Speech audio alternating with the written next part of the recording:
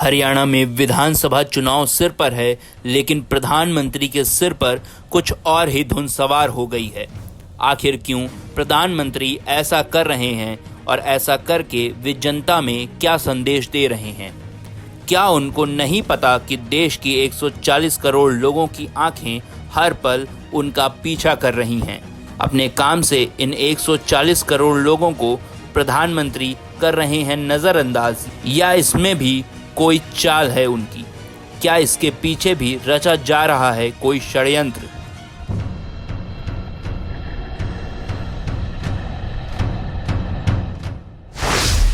क्या है पीएम के मराठी टोपी का राज?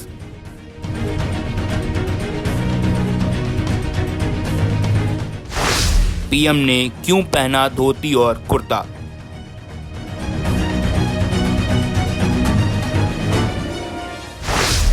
धोती कुर्ते में क्या संदेश दे रहे हैं प्रधानमंत्री नरेंद्र मोदी? पिछले हफ्ते आईबी की एक रिपोर्ट में साफ हो गया था कि अगर प्रधानमंत्री हरियाणा में चुनाव में प्रचार करेंगे तो भाजपा हार जाएगी।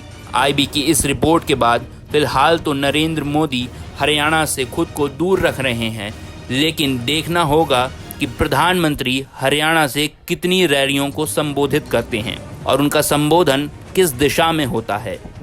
लेकिन उससे पहले वो महाराष्ट्र चुनाव की तैयारी में भी जुट गए हैं, जबकि अभी महाराष्ट्र चुनाव में काफ़ी वक्त है। महाराष्ट्र चुनाव को लेकर अब सबसे बड़ा सवाल यह है कि क्या चीफ जस्टिस चंद्रचूड़ भी प्रधानमंत्री का चुनावी हथियार बन जाएंगे? ये सवाल तब से हवा में तैरने लगा है जब से प्रधानमंत्री ने चंद्रचूड़ के घर पर आयोजित गणेश पूजा में हिस्सा लिया है। जानकार लोग इस मुलाकात को महाराष्ट्र चुनाव से जोड़कर देख रहे हैं। यह मुलाकात कुछ राजनीतिक पार्टियों की नज़र में काफ़ी खटक रही है। सवाल सिर्फ यह नहीं कि प्रधानमंत्री सीजेआई के घर क्यों पहुंचे, बल्कि सवाल यह भी है कि प्रधानमंत्री वहां मराठी पोशाक पहनकर क्यों पहुंचे।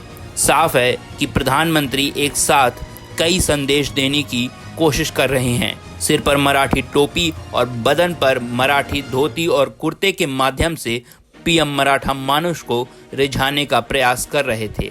मौका भी रिझाने वाला था। पूरे महाराष्ट्र में गणेश उत्सव की धूम रहती है। जितने उत्साह से वहां गणेश उत्सव मनाया जाता है, उतने उत्साह से शायद ही कोई और त्योहार मनाया जाता हो। महाराष्ट्र में शिवाजी की मूर्ति टूटने से जो बवाल मचा था, वो अभी शांत भी नहीं हुआ कि एक नया बखेड़ा शुरू हो गया है।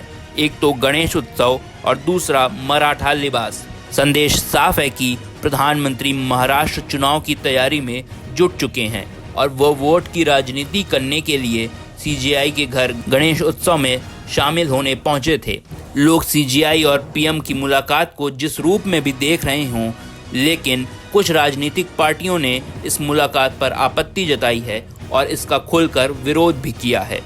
शिवसेना नेता संजय राउत ने कहा कि सीजेआई चंद्रचूड़ महाराष्ट्र मामले में शिवसेना के सिंबल विवाद की सुनवाई कर रहे हैं और मोदी के साथ उनके दोस्ताना रिश्ते देखकर हमें शंका है कि क्या हमें न्याय मिलेगा।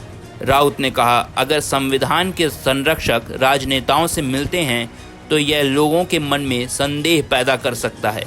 महाराष्ट्र के हमारे मामले की सुनवाई सीजेआई चंद्रचूड़ के सामने चल रही है, इसीलिए हमें शंका है कि क्या हमें न्याय मिलेगा। पीएम मोदी केंद्र सरकार इस केस की दूसरी पार्टी है।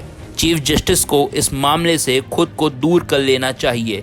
इस मामले में दूसरी पार्टी के साथ उनके संबंध खुलेआम नजर आ रहे हैं। 3 साल से तारीख पर तारीख मिल रही है। महाराष्ट्र में गैर कानूनी सरकार चल रही है।